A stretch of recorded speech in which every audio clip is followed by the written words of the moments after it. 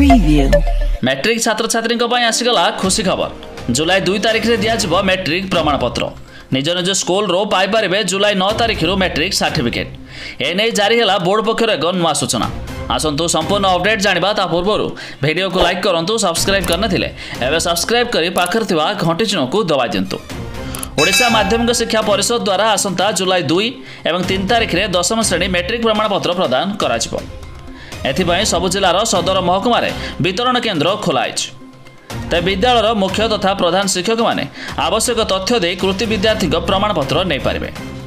याछड़ा राज्यर प्रति स्कूल रे आसंता जुलाई 9 तारिख दिन छात्र छात्री को सेमानकर प्रमाणपत्र अर्थात सर्टिफिकेट प्रदान कराजिबो।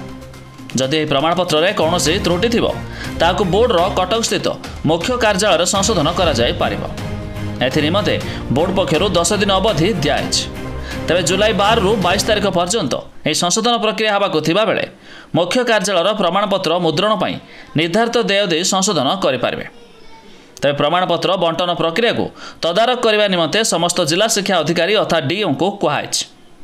जदि कौन विवाद बा असुविधा सृष्टि हुए तेज तुरंत पदक्षेप नेबाकू 30 जिलार डीओ को परामर्श दिखाई।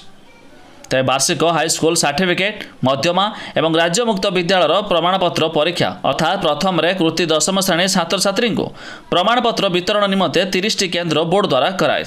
छड़ा कटक जिला बोर्ड रो मुख्य कार्यालय प्रमाणपत्र प्रदान कराजिबो। तेज अनुगोल रायगड़ा नवरंगपुर झारसुगुड़ा बौद्ध और कंधमाल डीओ कार्यालय एथिपाई व्यवस्था होइछ। जहाँकि बड़ अपडेट मुताबक आसंता जुलाई 9 तारिख दिन छात्र छात्री माने निज निज स्कूल रो मैट्रिक सर्टिफिकेट पाई पारिबे। तबे आपण माने केउ जिल्लारो वीडियो देखुछंती ता निहाती कमेंट करी जणाबे।